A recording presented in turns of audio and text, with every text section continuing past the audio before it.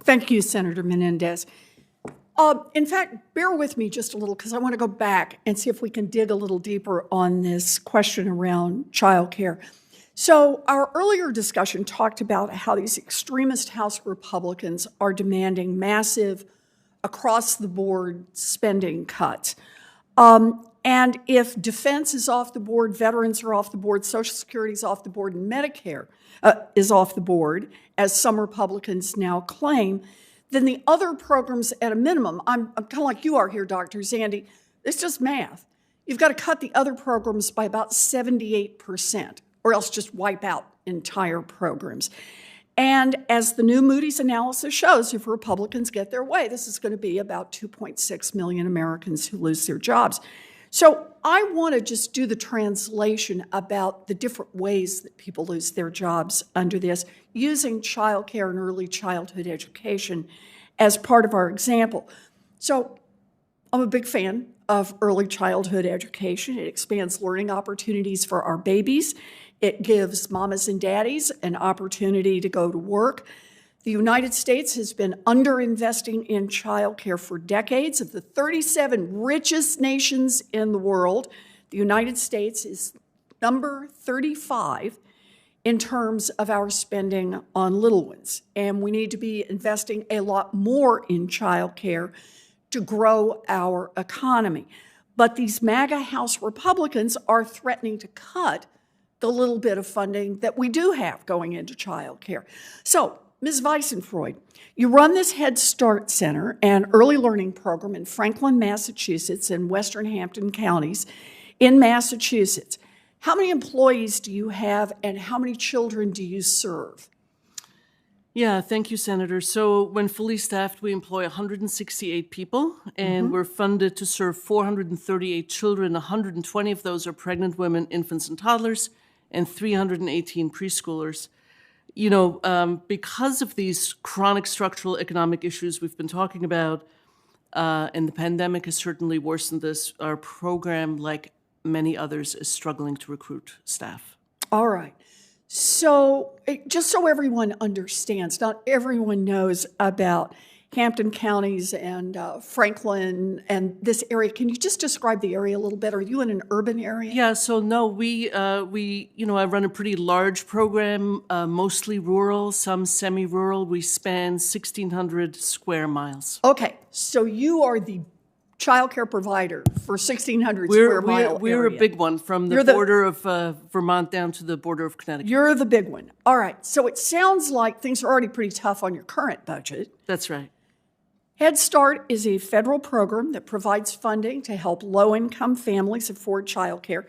Is it fair to say that this federal funding is a large part of your budget? Oh, yes. It's about 85% of our budget. So 85%. I want you to imagine if your federal funding is cut by 78%. Can you keep your centers open and retain your current employees? You know, I hope I never have to do that math. Uh-huh. But if you do? Well, it'll be a huge impact to our operations. As I said, we have 168 employees. We operate 11 sites, 28 classrooms over this rural area. So a 78% cut, we would be serving fewer than 100 children, and we would probably have to reduce to 1 or 2 centers. I would have to lay off about 130 staff, I would say. All right. So there's the example of what happens if we make these federal cuts. The child care sector is already short about 60,000 employees compared just to pre-pandemic, when we were already hearing from parents all across this country that they could not find safe, affordable, accessible childcare. And if all of the childcare providers face the kinds of cuts that these MAGA Republicans are proposing, then more child care workers all across the country will lose their jobs and more of these child care centers will close. So let me do another part of this. If you cut the number of employees that you have by 130, what's going to happen to the children you serve? Can you estimate how many families would lose their child care because of those cuts?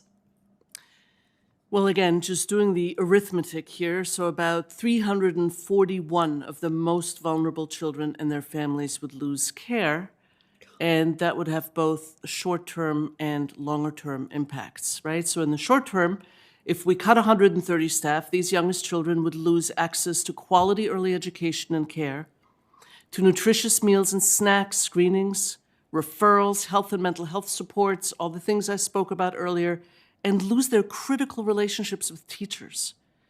We know that Head Start is a fantastic long-term investment in terms of child welfare, as well as high school and college graduation, and of course, participation in the workforce. So I'm just trying to think through what this means in terms of job losses. So we cut the federal budget the way the Republicans have proposed. You lay off 168 of your staff. In turn, that means that more than half the children you serve, the doors are locked. They can't come. And what happens to their parents?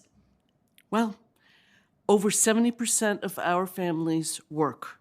They go to school or attend school readiness programs. So clearly, if they were to lose childcare, most of those families would lose jobs, would lose income, would have to leave school, would have to leave job readiness programs to take care of their children, with single adult households being most affected. So this would lead to immediate loss of income and thrust them into even deeper poverty. So the job cuts lead to more job cuts in your case. Are there other childcare options near you? So we're the largest provider of subsidized care in the rural part of our service area. There are a few providers in Western Mass, but we also have the most expensive market for private pay.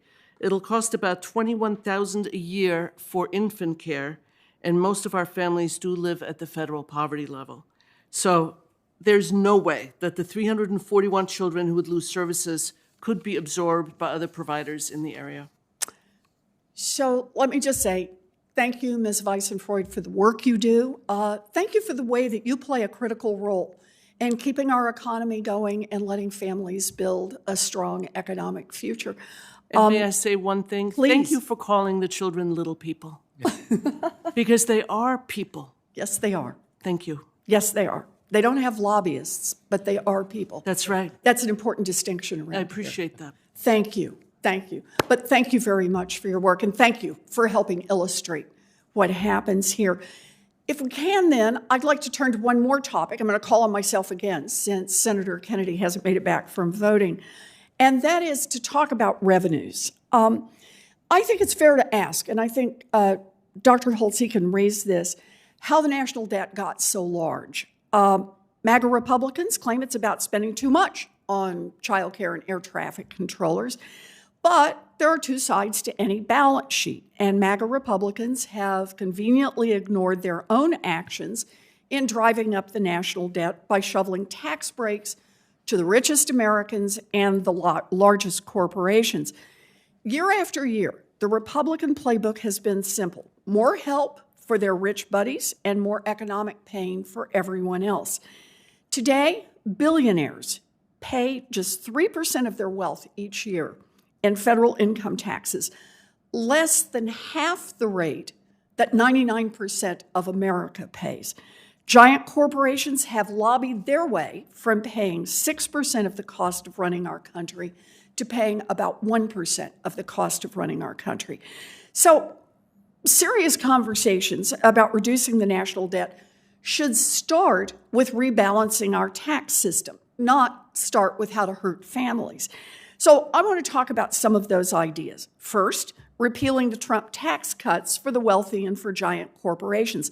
Ms. Matsui, you're a tax expert. That's why we invited you here today. So how much would it affect the deficit if we repealed the Trump tax cuts for the wealthiest Americans and the largest corporations?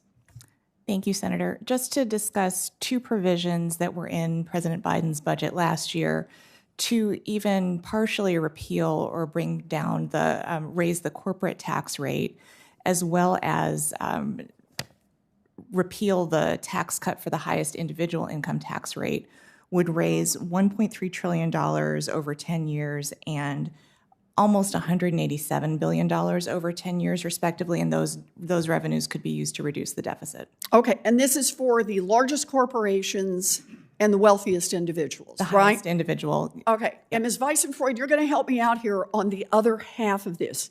You run an early learning and child care program. Would it increase your taxes if we reverse the Trump tax cuts for people making over $500,000 in a single year? Oh, no. Would it increase the taxes of your workers? No again. Would it increase the taxes of the families that you serve? Definitely not. Okay, so nobody in your outfit's making more than $500,000 a year? No, Senator. Okay. Dr. Zandi, as an economist, how do you think about repealing the Trump tax cuts for people earning over, say, $500,000? How would that affect the U.S. economy? Would it cost us 2.6 million jobs the way the House Republican cuts would? No, I think the negative consequences would be on the margin. And I base that on looking at the effects of the tax cuts. I mean, the cuts were put forward as a way to significantly increase economic activity. And I think the research that's been done since that time has found that indeed it has not done that.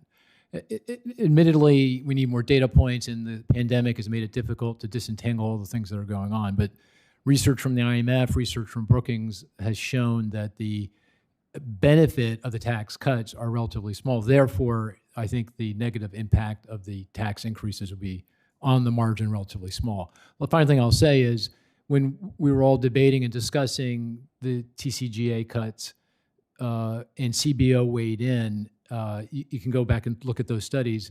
They found that based on all the research that they were doing, that the benefits of those tax cuts would be on the margin, and it looks like that's exactly what we got on the margin. On the margin, meaning very small. Very, very small. I mean, all else being equal, if you raise taxes, it's going to have some negative consequence, but it's on the margin. It's on the margin. Okay, which means you could raise them here, not going to have a big effect. No, not a big effect. All right, so there's one option that we're talking about. $1 trillion is roll back the Trump tax cuts for the wealthiest Americans. Here's another. Tax the profits that giant multinational corporations hide overseas right now, helping level the playing field for domestic businesses and joining Europe and others in enacting a global corporate minimum tax. Ms. Matsui, how much revenue would that raise? Senator, for example, Senator Sanders' Corporate Tax Dodging Protection Act would raise an estimated $1 trillion over 10 years. Okay, so there's a second $1 trillion that we've got. Ms. Weissenfreud, are you or any of your workers or any of the families whose children you care for giant multinationals who would pay this additional tax on international profits? No, Senator Warren. Okay. And Dr. Zandi, would this have a meaningful effect on the U.S. economy? No, I think it'd have a very small marginal impact on the economy. Okay, so there's a second option, an international corporate minimum that would shut down tax havens. Let's do a third one. We should ask billionaires to pay taxes on their growing piles of wealth through proposals like my ultra-millionaire tax or President Biden's billionaire minimum income tax. Ms. Matsui, how much money would that raise? Senator, President Biden's proposal would raise about $361 billion over 10 years, and your ultramillionaire's tax is estimated to raise up to $3 trillion over 10 years. Okay, so somewhere in that range, between $360 billion and $3 trillion. Ms. Weissenfreud, just checking, you, your employees, your families, are any of you secret billionaires who would pay this tax, either President Biden's tax or my 2-cent wealth tax? No, we're not. Okay, and Dr. Zandi, one more time. Yep, on the margin. On the margin. Yep. Okay, so I just want to say thank you to all of you on this. There are just 3 proposals, and we could raise somewhere around $5 trillion without costing the economy 2.6 million jobs and without increasing the burden on workers and families by a single penny. And we could make the tax system a whole lot fairer as part of what we're doing here. House Republicans want to talk about the national debt, and I am happy to talk about the national debt, but let's be clear. This is a question of who pays for running our government.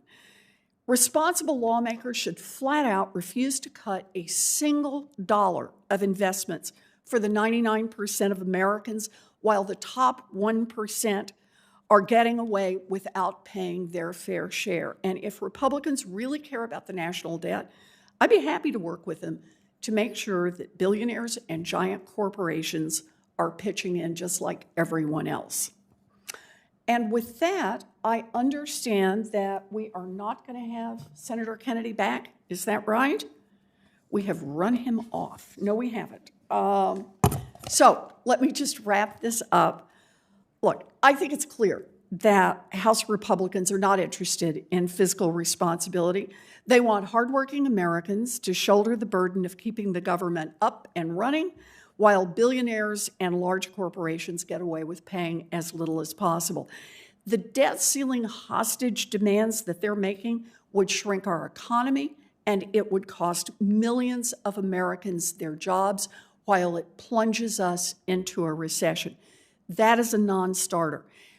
Responsible lawmakers, as Dr. Holtz-Eakin has said, should reject this extremist ultimatum and instead act immediately to raise the debt ceiling. And I'm glad to see we have unanimity on that point today.